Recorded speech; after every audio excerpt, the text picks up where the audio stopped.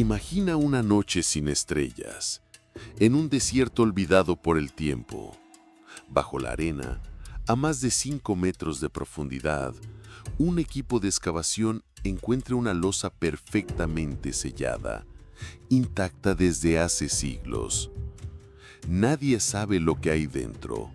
Nadie imagina lo que está a punto de emerger. Cuando la abren, el aire cambia. El silencio se vuelve denso. Y ahí está, un esqueleto humano. Pero no mide 1,80, no mide 2 metros. Mide más de 7 metros. 7 metros de hueso, articulación, mandíbula y cráneo. No es un mito, es real y fue filmado. El hallazgo tuvo lugar en el año 2002. Las coordenadas exactas nunca fueron reveladas. Los registros fueron sellados. Las imágenes filtradas. El esqueleto desapareció. Ningún museo lo mostró. Ningún gobierno lo reconoció. Nadie dijo nada. Pero alguien lo vio. Alguien grabó. Alguien habló. Y ese alguien no volvió a hacerlo jamás. ¿Es esto una conspiración? ¿Una pieza perdida de nuestra historia? ¿O una verdad tan incómoda que fue enterrada de nuevo, como el mismo cuerpo que intentó revelarla? Porque si esto es cierto, entonces todo cambia. Lo que creemos saber sobre el pasado, sobre la humanidad, sobre el tamaño real de nuestra historia. Esta es la historia de un hallazgo imposible, una tumba sellada, un esqueleto que no debería existir y un silencio que huele a miedo. Pero este no es el único caso. De hecho, no es ni siquiera el primero. Durante siglos, los informes de hombres gigantes han aparecido en periódicos, diarios científicos y revistas de exploración. Testigos describieron huesos descomunales, cráneos inhumanos, herramientas imposibles de empuñar por un ser humano común. Fueron catalogados, publicados, archivados y olvidados. Veamos algunos. En 1883, el periódico The New York Times publicó una nota inquietante. Granjeros en Minnesota encontraron lo que describieron como restos humanos de proporciones colosales.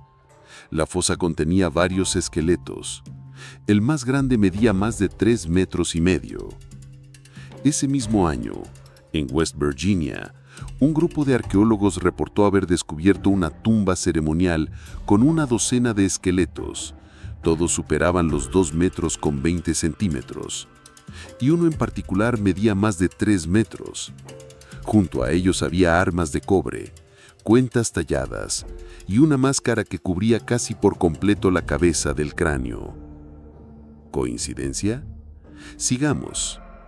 En 1894, otra nota publicada por el St. Louis Dispatcher relataba cómo un equipo del Instituto Smithsonian había desenterrado restos óseos de dimensiones gigantescas en la región de Mississippi. Según el informe original, el hallazgo incluía una mandíbula humana tan grande que podía cubrir el rostro de un hombre actual. Pero esto solo es Estados Unidos. En México, durante excavaciones en la Sierra Madre, campesinos descubrieron lo que inicialmente creyeron que eran huesos de dinosaurio. Cuando llegaron los arqueólogos, se sorprendieron al constatar que se trataba de un esqueleto humano.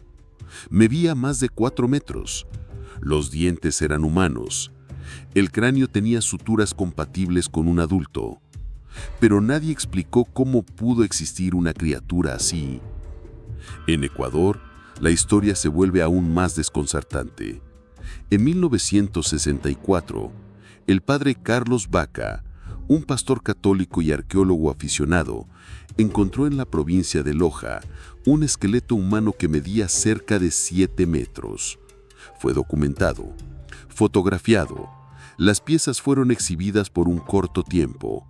Luego, el Vaticano intervino. Las piezas desaparecieron. Lo único que queda hoy son las fotos granuladas y el recuerdo de quienes estuvieron ahí. Años más tarde, un investigador suizo llamado Erich von Däniken visitó Loja y confirmó que las piezas existieron. Incluso pudo examinar parte del fémur. Era, sin duda alguna, humano. Y era gigantesco. Pero esto no termina aquí. Durante décadas los descubrimientos sobre gigantes fueron enviados sistemáticamente al Instituto Smithsonian, en teoría para su análisis y conservación. Pero algo extraño ocurría una y otra vez. Los restos eran etiquetados y desaparecían. No se mostraban al público, no se publicaban estudios, no se abrían salas especiales en museos.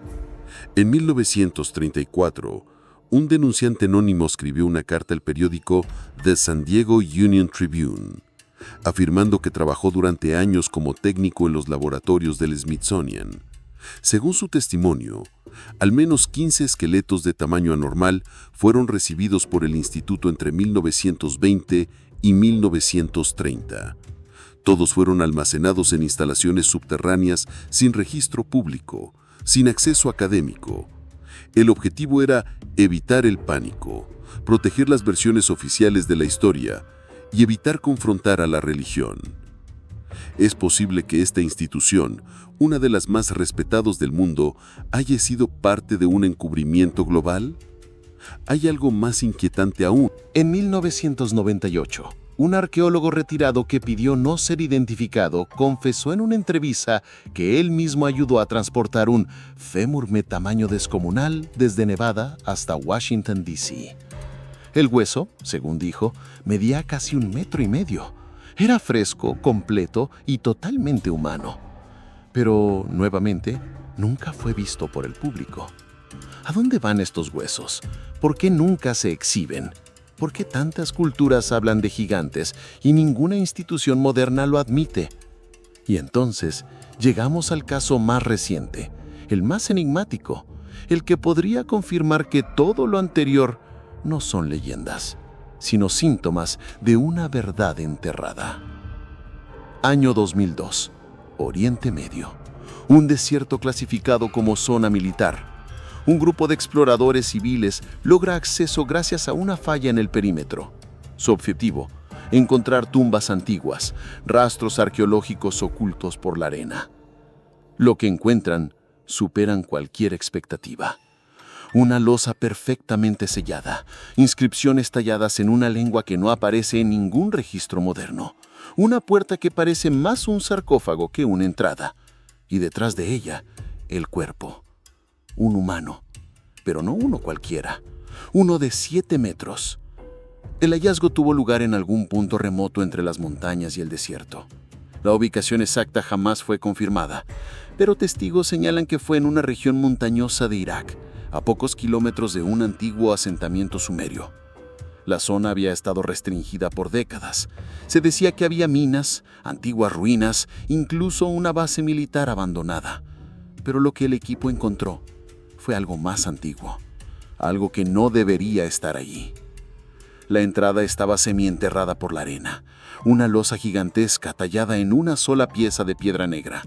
No había bisagras, ni herrajes, ni puertas visibles.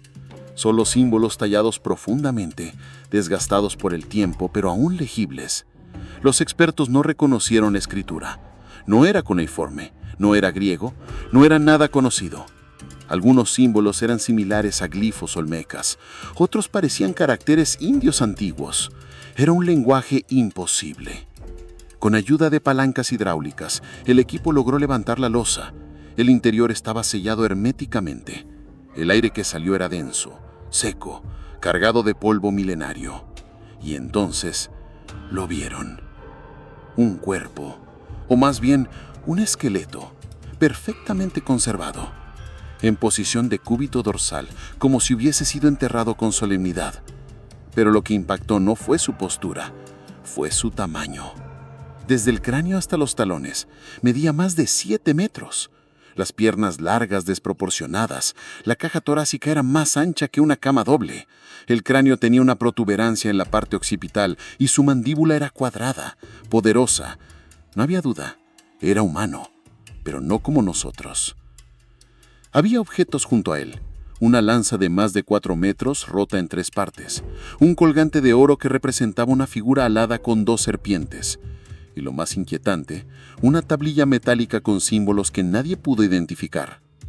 Todo fue grabado, desde el momento en que se levantó la losa hasta el hallazgo completo. Las imágenes existen, o existieron. Algunos extractos fueron filtrados en foros anónimos, en sitios oscuros de Internet, antes de ser eliminados permanentemente. En esos videos se ve claramente el cuerpo, los huesos, la escala. Se oye a uno de los exploradores decir con voz temblorosa: «Esto no puede ser real». Pero lo era, y no duró mucho. A los pocos minutos del hallazgo, llegaron vehículos sin identificación. 2 camionetas oscuras. Se bajaron hombres armados, rostros cubiertos. Hablaron en inglés. Interrogaron al equipo, confiscaron las cámaras, sellaron la entrada y escoltaron a los descubridores fuera de la zona. Uno de ellos, el que manejaba el dron que capturó las imágenes, nunca regresó a su país. Su familia denunció su desaparición. La embajada jamás respondió. Otro, un geólogo argentino llamado Luis M., filtró algunos fragmentos antes de desaparecer también. Lo último que publicó fue un mensaje en un foro arqueológico alternativo. No fue un descubrimiento, fue una advertencia. Ellos ya sabían que estaba ahí. Desde entonces, todo está en silencio. Ningún medio reportó el caso, ningún diario, ninguna cadena internacional. Las autoridades locales negaron que hubiera excavaciones, el gobierno de Irak no emitió comunicado alguno, y quienes mencionaron el hallazgo fueron desacreditados de inmediato, tildados de conspiranoicos, de farsantes, de embusteros. Pero los videos estuvieron ahí. Algunos aún sobreviven en archivos distribuidos por la red. Lo que muestran es claro. El cuerpo era real, el lugar era real, y alguien tenía mucho interés en que nadie más lo viera. ¿Qué era ese cuerpo? ¿Un ser humano de otra era? ¿Un híbrido? ¿Un descendiente de los nefilim bíblicos? ¿Un error de la historia o una pieza central del completo rompecabezas? Los restos fueron trasladados. Algunos afirman que fueron llevados a la base militar de Incirlik, en Turquía. Otros dicen que llegaron a Alemania, bajo custodia de una institución privada. Lo cierto es que no se volvió a saber nada de ellos. Y eso abre otra pregunta. ¿Quién guarda los restos? ¿Quién tiene acceso a huesos de 7 metros de altura? ¿Quién decide lo que el mundo puede o no puede ver? En esta historia hay algo aún más desconcertante. El esqueleto no estaba solo. Bajo él, cubierto por una delgada capa de tierra, había un segundo sarcófago. Este era diferente, no de piedra, sino de un material similar al basalto, pero con propiedades magnéticas. Cuando intentaron levantarlo, los dispositivos electrónicos fallaron, las brújulas giraron sin control, el GPS dejó de funcionar, las baterías se agotaron. El equipo decidió no tocarlo más. Tomaron muestras del polvo circundante, las enviaron a analizar. ¿Los resultados? Altas concentraciones de torio, uranio y carbono radioactivo, como si el lugar hubiese sido sellado con radiación natural. Algunos creen que lo que había allí no era solo un cuerpo, era una cámara de contención, un sitio de protección o aislamiento, como si aquel ser hubiese sido enterrado no para ser honrado, sino para no volver jamás a la superficie. Pero eso ya no importa, porque lo encontraron, lo abrieron y desataron una tormenta. Uno de los miembros del equipo sufrió quemaduras inexplicables semanas después. Otro perdió la vista de un ojo. Uno más cayó en coma sin razón médica clara. ¿Casualidad? ¿Efecto de la exposición? ¿O advertencia? Ese hallazgo fue real y fue ocultado con precisión militar. Pero no pudieron borrarlo del todo.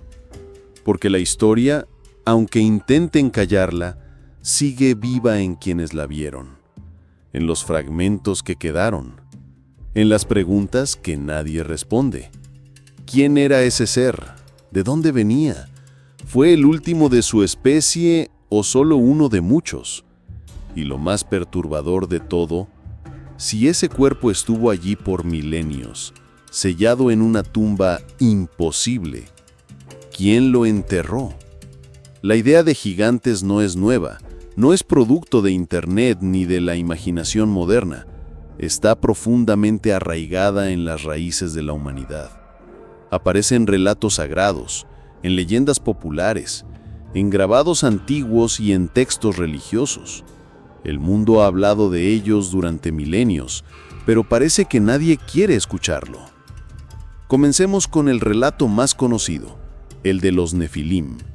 En el Antiguo Testamento, el libro de Génesis capítulo 6 dice lo siguiente: Había gigantes en la tierra en aquellos días y también después, cuando los hijos de Dios se unieron a las hijas de los hombres y les engendraron hijos. Estos fueron los valientes que desde la antigüedad fueron varones de renombre. La palabra usada en hebreo es Nefilim, que literalmente significa los caídos. Según muchos investigadores, eran seres híbridos, mitad celestiales, mitad humanos. No eran simples hombres altos, eran criaturas de proporciones titánicas, poderosas, destructivas. Pero este no es el único pasaje bíblico. El libro de Números también narra cómo los espías de Moisés vieron gigantes en la tierra de Canaán. Y no solo los vieron, los temieron. Vimos allí gigantes, hijos de Anac, raza de gigantes, y éramos nosotros, a nuestro parecer, como langostas, y así les parecíamos a ellos. ¿Langostas? Así de insignificantes se sentían los hebreos ante esos seres. No era una metáfora poética, era una advertencia clara. Ellos estaban allí. El ejemplo más popular es Goliat, el filisteo vencido por David. Según el primer libro de Samuel, medía 6 codos y 1 palmo, lo que equivale a más de 3 metros. Usaba una lanza que pesaba como una viga. ¿Era simplemente un guerrero grande? ¿O era el descendiente directo de los Nefilim? El Corán también menciona seres colosales. En la Sura 26 se narra la historia del pueblo de Ad, descrito como una civilización de hombres gigantes que desafiaron a Dios y fueron destruidos por un viento rugiente. En muchas traducciones se omite el tamaño, pero en las versiones originales se deja claro, eran inmensos. Y si miramos más allá de los textos religiosos, la historia se repite. En Sudamérica, las culturas precolombinas también hablaron de gigantes. Los cronistas españoles del siglo XVI dejaron testimonios que hoy parecen salidos de una película de ciencia ficción. Pedro de Cieza de León, cronista del Perú, escribió que los nativos le hablaban de seres enormes que llegaron por el mar. Venían en balsas, eran peludos, con ojos brillantes y caminaban torpemente por la costa. Una noche uno de ellos violó a una mujer en un templo. Los dioses, indignados, los exterminaron con fuego celestial. ¿Un mito? ¿O una forma simbólica de recordar un hecho real? Aterrador. El cronista Agustín de Zárate también relató cómo los habitantes de Tumbes hablaban de gigantes que excavaron pozos tan profundos que aún hoy existen. Decían que los huesos aún estaban allí, enterrados en cuevas secretas. En México, los aztecas creían que antes de la actual humanidad existieron los Quinametzin, una raza de gigantes que construyeron las grandes ciudades. Fueron castigados por los dioses y aniquilados en una gran catástrofe. ¿Coincide esto con el relato bíblico del diluvio? Demasiado. Europa tampoco se queda atrás. En Irlanda, el folclore habla de Fionn Mac Cumhal, un gigante que creó la Calzada del Gigante, un camino de rocas hexagonales que une Irlanda con Escocia. Se dice que construyó esa vía para luchar contra otro gigante llamado Benandonner. En los Alpes suizos se han hallado leyendas talladas en madera que narran batallas entre hombres normales y gigantes cubiertos de pelo con fuerza descomunal que devoraban animales enteros. En Grecia, El mito de los titanes habla de los primeros hijos de la Tierra, criaturas gigantescas que fueron derrotadas por los dioses olímpicos. El propio Zeus los desterró al Tártaro. Pero lo que pocos recuerdan es que los titanes eran considerados reales en tiempos antiguos, no metáforas. Incluso en los textos nórdicos encontramos a los Jotun, gigantes del hielo, enemigos ancestrales de los dioses de Asgard. Eran descritos como inteligentes, longevos y formidables. Una y otra vez, en culturas separadas por océanos, épocas y religiones, aparece la misma figura. Gigantes. ¿Por qué? Los escépticos dicen que las leyendas son solo eso, metáforas, exageraciones. Pero, ¿y si no lo fueran? ¿Qué probabilidades hay de que tantas culturas, en tantos continentes, repitan la misma historia, con estructuras similares, nombres parecidos y consecuencias iguales? Gigantes que dominaban la tierra, que construyeron, que destruyeron, que fueron castigados y enterrados. ¿Y si la humanidad no solo imaginó gigantes, sino que los conoció? Algunos antropólogos alternativos plantean la hipótesis de la memoria genética. Según esta idea, ciertos recuerdos se transmiten a través de generaciones no como información consciente, sino como símbolos, patrones que emergen una y otra vez. Y si los gigantes fueron reales, entonces dejaron huellas. ¿Dónde están? Algunos dicen que bajo tierra, en cámaras selladas, en cuevas inaccesibles en regiones restringidas por gobiernos.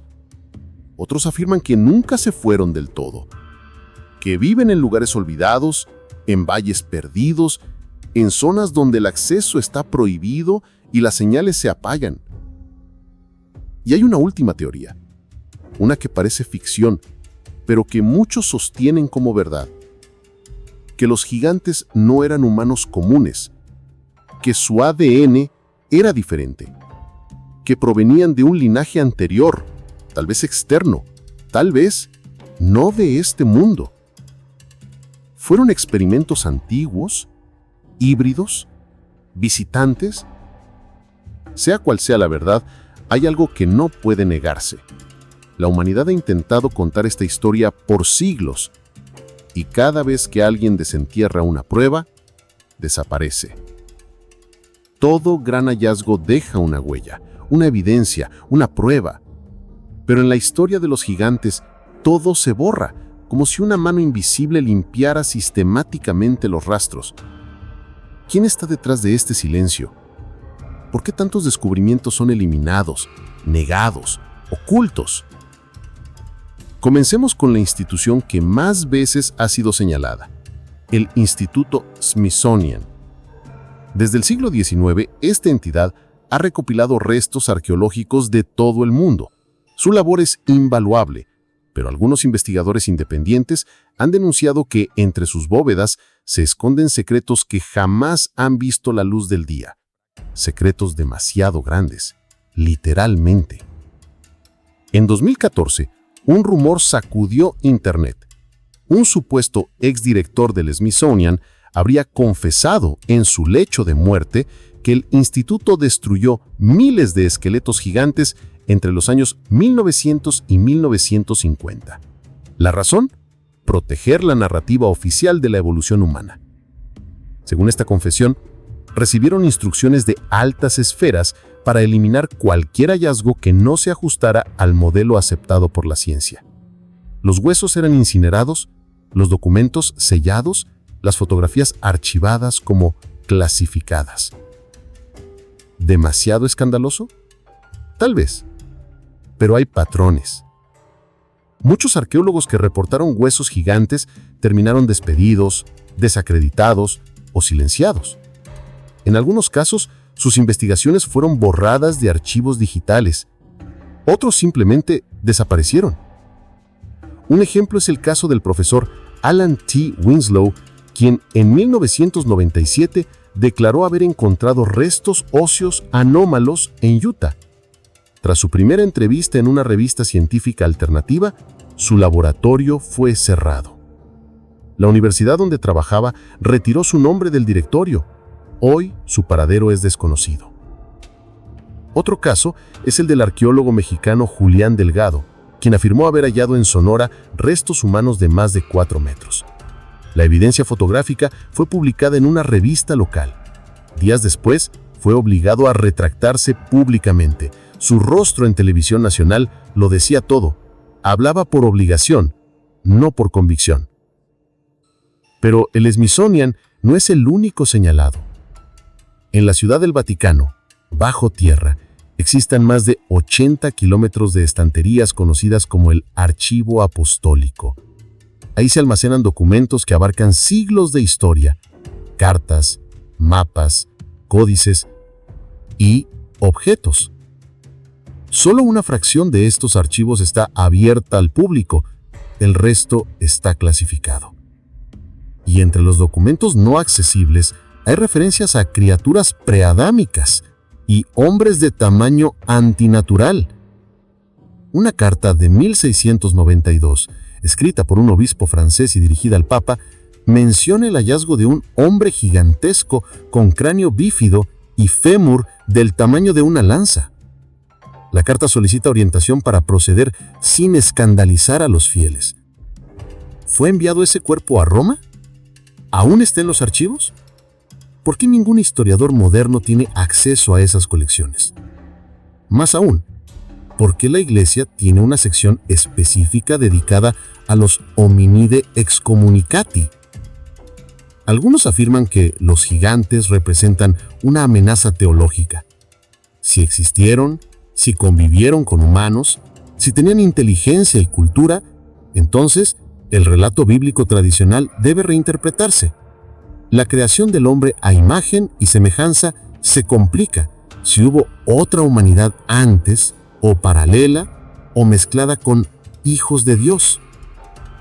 Otro sostiene que el Vaticano lo sabe todo, que ha recopilado estos restos durante siglos y que guarda la verdad no para proteger la fe, sino para conservar el poder. Cada vez que un descubrimiento de este tipo ocurre en una zona remota, hay un patrón que se repite. Primero llegan los civiles, luego los militares. Después, el silencio. Ocurrió en Irak, ocurrió en Ecuador, ocurrió en la Patagonia. En todos los casos, testigos aseguran que tras el hallazgo de esqueletos anormales, aparecen vehículos militares, helicópteros, hombres sin insignias, equipos que cierran el perímetro, confiscan evidencia y sellan el terreno. ¿Por qué tanto interés en controlar lo que debería ser solo un tema arqueológico? La respuesta podría estar en lo que esos restos contienen. Según análisis filtrados en 2006, un fragmento óseo hallado en Perú presentaba trazas de un compuesto mineral que no existe en condiciones naturales actuales. ¿Era un fósil contaminado o evidencia de una fisiología desconocida? Si los huesos gigantes contienen información genética distinta, podrían ser claves para biotecnología, medicina o incluso manipulación genética. ¿Qué pasaría si un gobierno encontrara ADN funcional en uno de estos restos? Las posibilidades son enormes, y también el riesgo. Por eso, según múltiples fuentes, existen equipos especiales que responden directamente a organismos secretos, unidades que monitorean excavaciones, detectan palabras clave y actúan de inmediato cuando se encuentra algo anómalo. No es ciencia ficción, es control de la información. Hablar de gigantes puede arruinar carreras. Lo saben bien decenas de arqueólogos, antropólogos y geólogos que han sido marginados por solo sugerir que hay más de lo que se enseña en las universidades. La presión académica es real. Los fondos de investigación se retiran, las conferencias se cancelan, los artículos son rechazados por revistas científicas tradicionales. Y cuando eso no funciona, aparece el miedo. Correos electrónicos interceptados, llamadas nocturnas, seguimientos, amenazas veladas.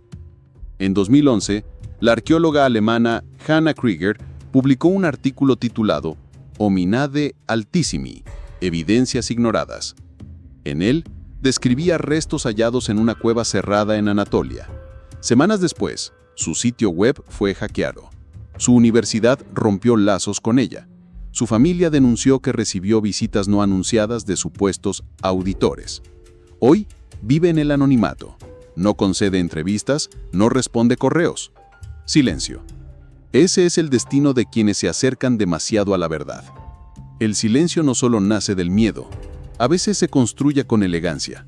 Se disfraza de escepticismo académico, de protocolos, de ciencia rigurosa que selecciona cuidadosamente lo que puede estudiarse y lo que debe ignorarse. En las universidades más prestigiosas del mundo existen protocolos no escritos sobre cómo tratar hallazgos incómodos. Los comités de ética, los departamentos de antropología, las juntas editoriales, todos saben qué tipo de temas pueden costarle su prestigio. Y los gigantes están en la lista negra. Cuando un estudiante de arqueología menciona fósiles anómalos, lo corrigen con una sonrisa. Le dicen que está mal interpretando los datos y que debe ceñirse al canon. Si insiste, pierde apoyos. Si publica, pierde futuro. Muchos jóvenes investigadores han renunciado a seguir estas pistas, no porque no crean en ellas, sino porque saben que cruzar esa línea significa exilio profesional. Pero hay quienes lo hacen de todos modos. Uno de ellos fue el doctor Elías Mendoza, profesor de antropología en la Universidad de La Plata, Argentina. En 2009, presentó ante una conferencia regional un cráneo hallado en Catamarca. Medía casi el doble que un cráneo humano promedio. Tenía una cavidad ocular desproporcionada y una crista sagital completamente distinta. En menos de 3 semanas, su laboratorio fue cerrado por auditoría institucional. El cráneo fue requisado como objeto de análisis federal. Nunca se volvió a ver, y el doctor Mendoza, tras una breve entrevista radial, abandonó el país. Nadie sabe dónde está hoy. Así se borra la verdad, con procedimientos, con sellos, con etiquetas. Pero no todo se borra por completo. A veces quedan rastros. Cuando los gobiernos y las instituciones oficiales no actúan rápido, hay otros que lo hacen. Existen redes privadas de coleccionistas arqueológicos que pagan fortunas por objetos prohibidos. Cráneos alargados, vértebras gigantes, herramientas imposibles de manejar por humanos comunes. Estas piezas, una vez halladas, nunca llegan a un museo.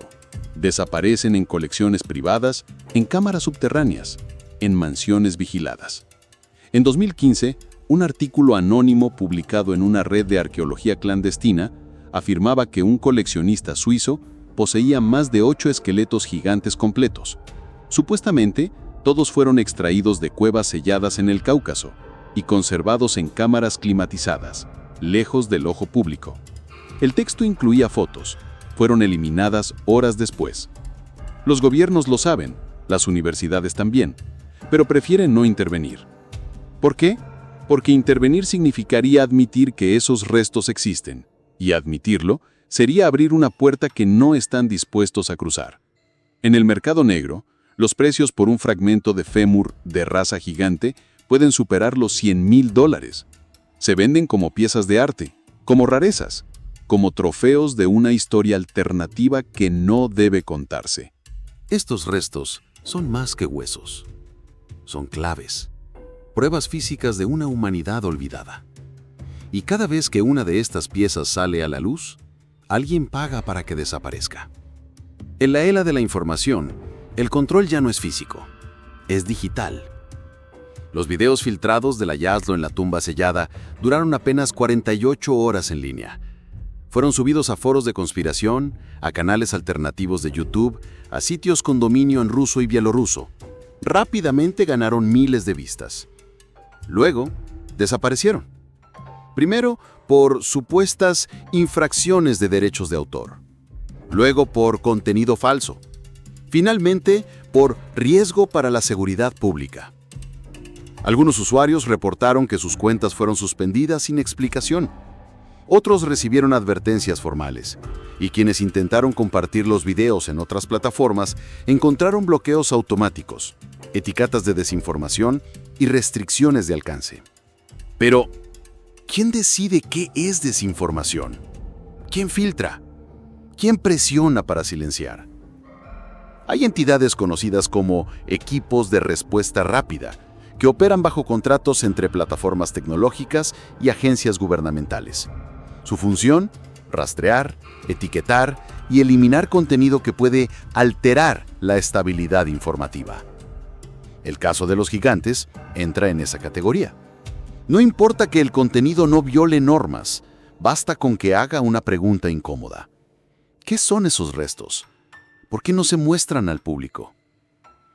La censura no se limita a eliminar, también reescribe. Muchos artículos que originalmente hablaban de gigantes ahora aparecen modificados, con títulos alterados, con texto tachado, con notas insertadas que explican que se trató de un error periodístico, un engaño masivo o una sátira mal interpretada. Así, poco a poco, se va borrando la huella. Sin embargo, hay quienes no se rinden. En distintas partes del mundo, pequeños grupos de investigadores independientes siguen rastreando pruebas. Vuelven a las cuevas, reabren archivos, entrevistan a testigos. Uno de ellos es Lucien Martel, arqueólogo francés que lleva 20 años investigando los registros coloniales del sur de Chile. Ha reunido más de 150 testimonios de lugareños que hablan de gigantes en las montañas.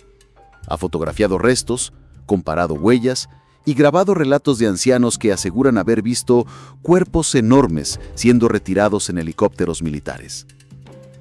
Lucien ha sido amenazado.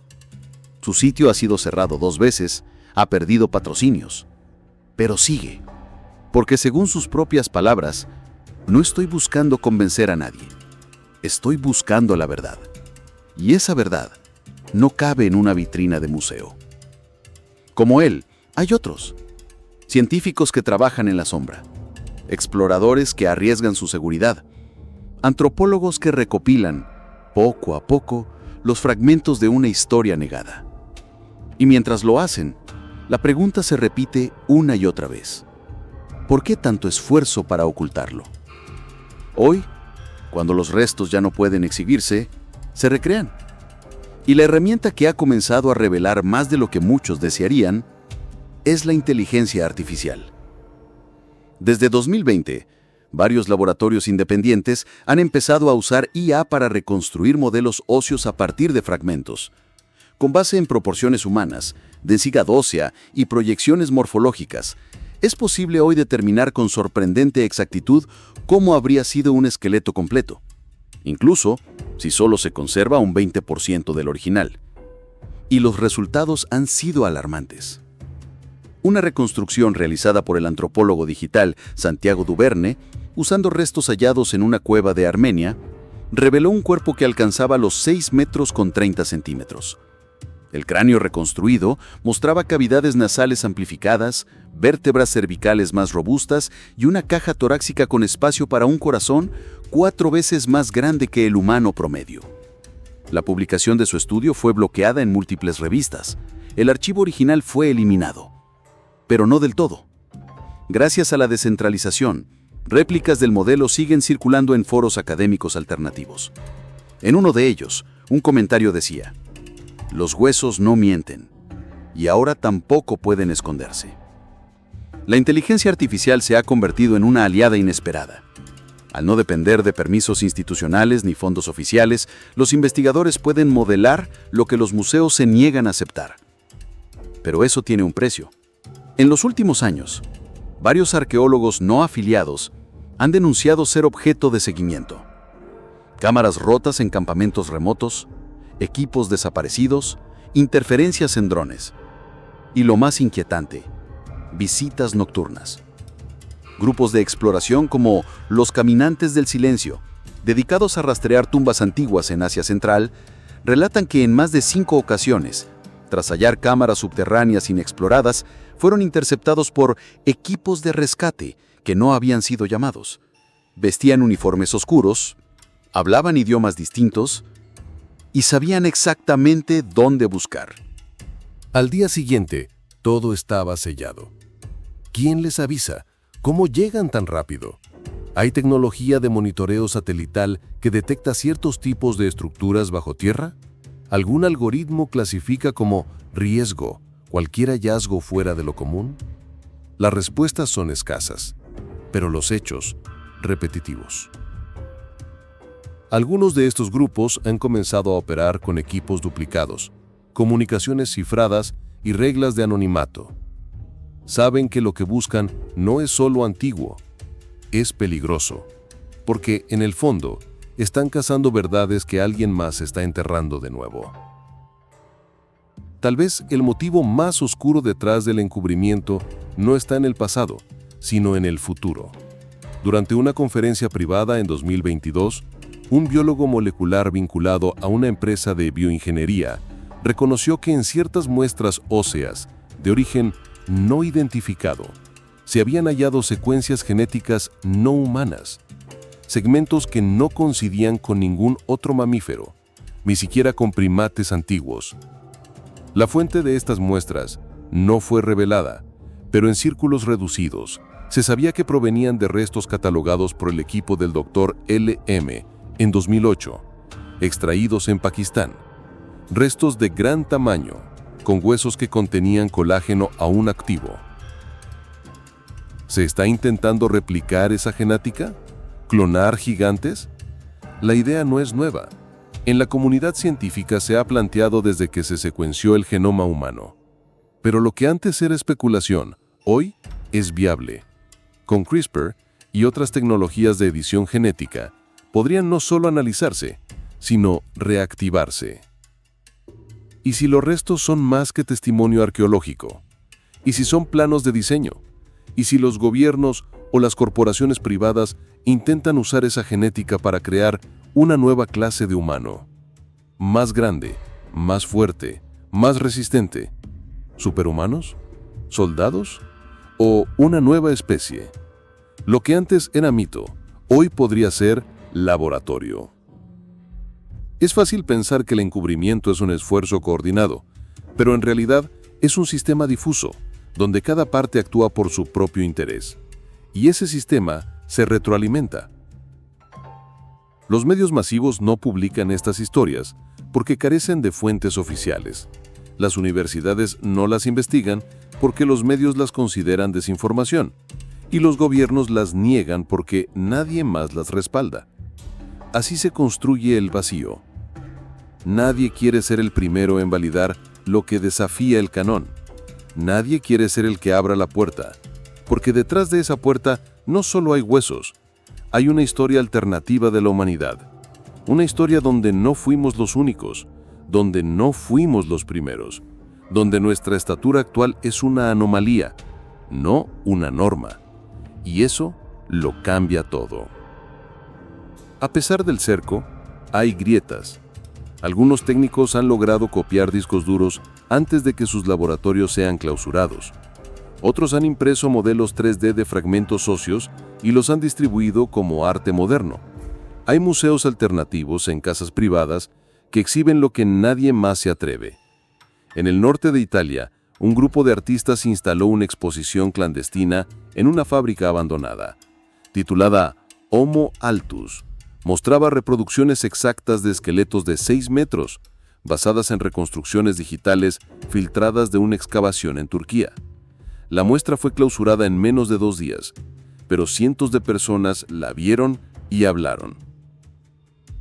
Hoy, esas imágenes siguen circulando, no en redes sociales, no en medios tradicionales, sino en rutas ocultas, en memorias USB, en carpetas compartidas por Bluetooth, en libros impresos sin editorial, porque aunque las instituciones nieguen la historia sigue apareciendo.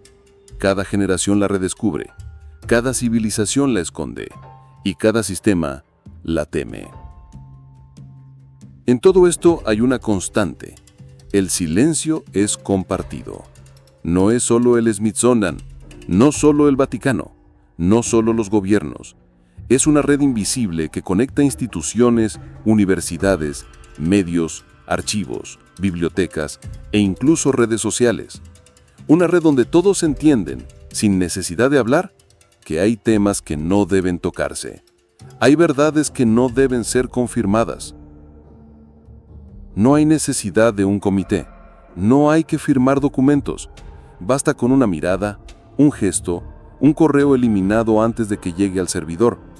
Los arqueólogos lo saben, los periodistas lo aprenden, los estudiantes lo intuyen. Porque si llegas a una tumba sellada, si ves con tus propios ojos un esqueleto de 7 metros y decides hablar, la primera puerta que se te cierra no es la de la televisión, es la de tu casa, luego la de tu universidad, luego la de tu país. Silencio o exilio. Esa es la elección no escrita. Y lo que más inquieta es que no siempre se trata de represión. A veces se trata de convencimiento. A algunos les ofrecen becas, a otros puestos diplomáticos, a otros más contratos con cláusulas de confidencialidad. La verdad tiene precio, y muchos lo aceptan. Los que no lo hacen, desaparecen del mapa. Hay una pregunta que pocos se atreven a hacer. Si los gigantes existieron, ¿qué queda de ellos en nosotros?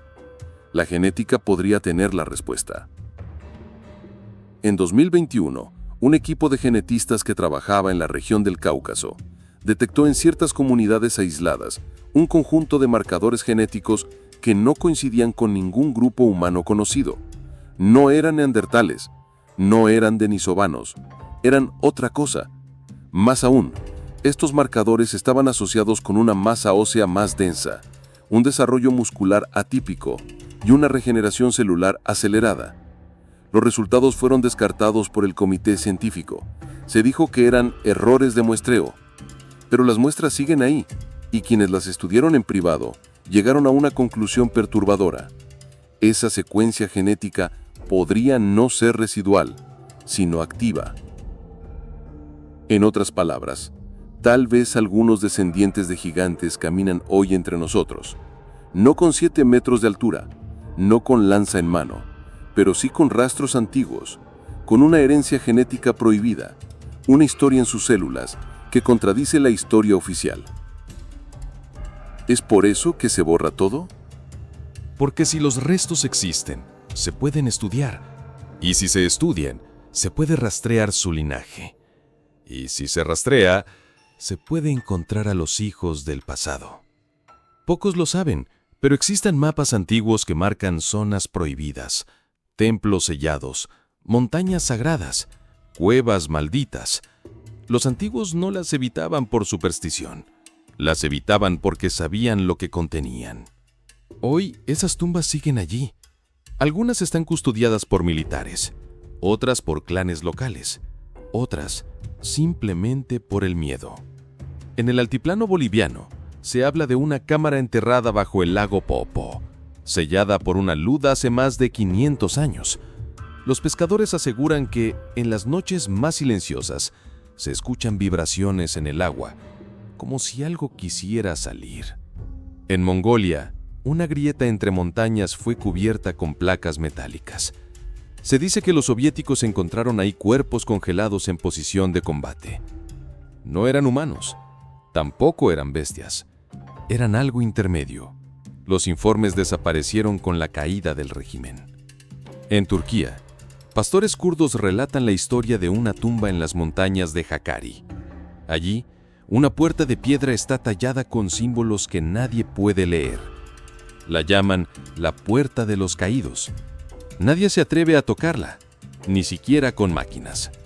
Y así, cientos de sitios permanecen sin explorar, no por falta de recursos, sino por órdenes superiores. Porque todos saben lo que podría haber detrás de esas puertas, y no están listos para abrirlas. Volvamos al inicio, a ese cuerpo de 7 metros, hallado en 2002, en una tumba sellada en medio del desierto. El hallazgo que desató el silencio. Lo que pocos saben es que el equipo que lo encontró no era cualquiera. No eran arqueólogos aficionados. Entre ellos había 2 exmiembros de una agencia científica occidental, un ingeniero de estructuras antiguas y un experto en escritura protoindoeuropea. Ellos sabían a lo que iban. No fue casualidad, fue una búsqueda deliberada. Seguían un mapa trazado con fragmentos de cartas, diarios de guerra y archivos desclasificados. En esos documentos se hablaba de un gigante dormido, enterrado en la línea que une Mesopotamia con el Himalaya. Un punto exacto, una coordenada precisa.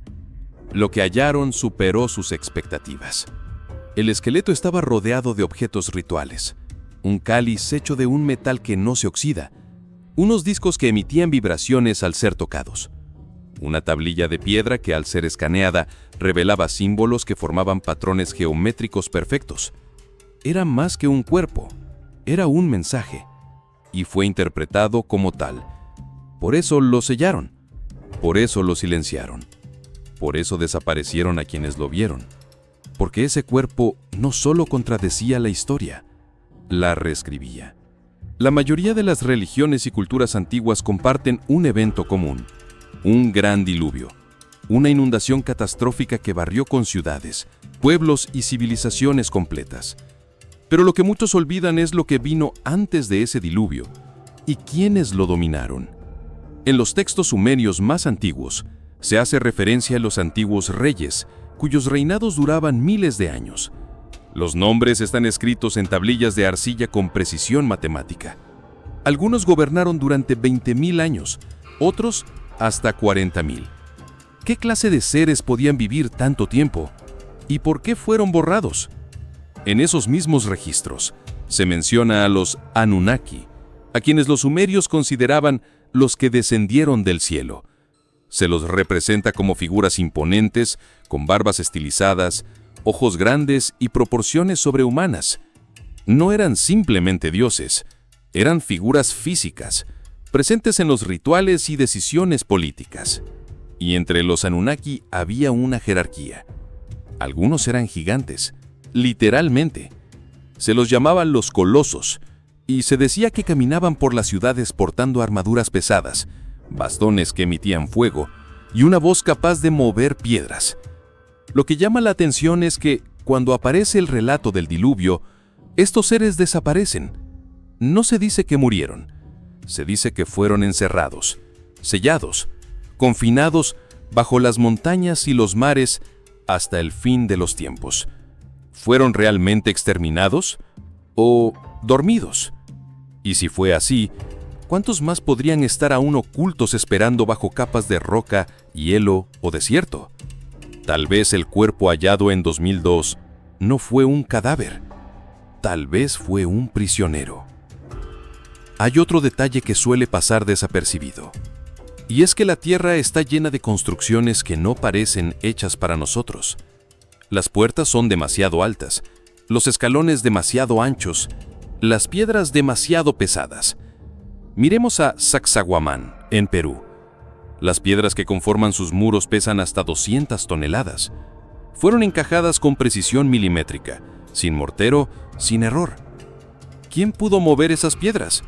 ¿Y por qué haría falta tanta escala si los humanos eran pequeños? Viajemos a Baalbek, en el Líbano. Ahí yace la piedra cortada más grande del mundo. El trilitón tiene un volumen de más de 800 metros cúbicos. Se necesitarían decenas de grúas modernas para levantarlo hoy. Y sin embargo, está ahí, en equilibrio, como si una mano colosal la hubiese colocado con facilidad. En Egipto, las puertas de los templos de Karnak tienen más de 20 metros de altura. ¿Por qué diseñarlas así si los sacerdotes medían la mitad? Lo mismo ocurre en Japón, en Stonehenge, en Tiwanaku, en Göbekli Tepe. La hipótesis tradicional dice que todo fue hecho por humanos con herramientas rudimentarias. Pero hay otra alternativa más inquietante, que no todo fue hecho para nosotros. Algunos vestigios arquitectónicos no tienen sentido a escala humana, pero sí tienen sentido si pensamos en una raza más alta, más fuerte, más longeva. Una raza que vivía en ciudades de piedra, que usaba herramientas proporcionales, que diseñaba para su tamaño y no para el nuestro. Y si parte de esa arquitectura no es un misterio de ingeniería, sino una pista evidente de que los gigantes existieron. Y lo más inquietante, ¿y si algunas de esas estructuras aún les pertenecen? Tal vez, lo más perturbador de esta historia no es el esqueleto, no es su tamaño, No es la tumba sellada, ni los símbolos indescifrables, ni la lanza rota junto al cráneo. Tal vez lo más perturbador es que todo apunta a que ya lo sabían.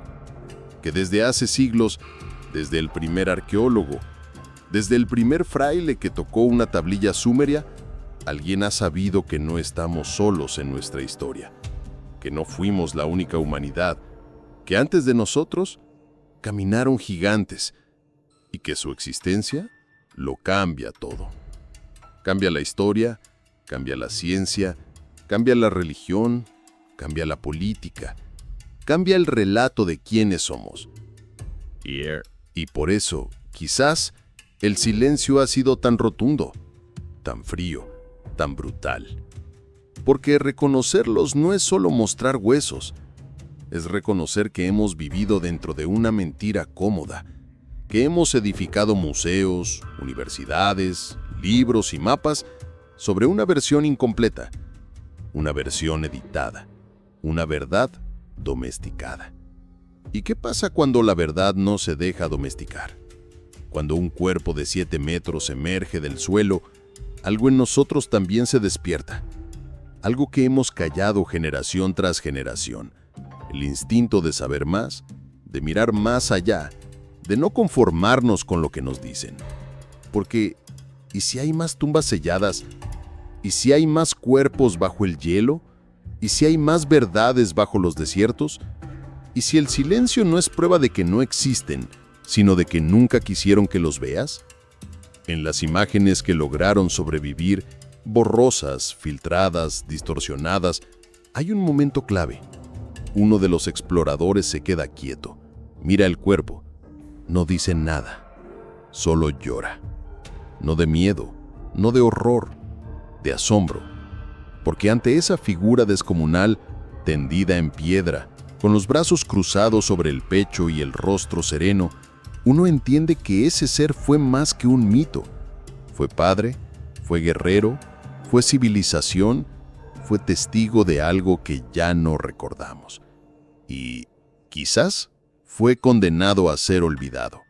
Pero no lo fue del todo, porque ahora tú lo sabes, porque ahora está aquí, en tu mente, en tu duda, en esa chispa que no se apalará después de este minuto. Porque esto no es solo un documental, es una grieta en la narrativa oficial, una grieta por donde tal vez comience a filtrarse algo inmenso, algo antiguo, algo enterrado, algo que durante milenios esperó ser visto otra vez. Y por eso te dejamos con una frase que no podrás ignorar. Una frase que quizás resuene cada vez que alguien intente decirte que todo ya está explicado.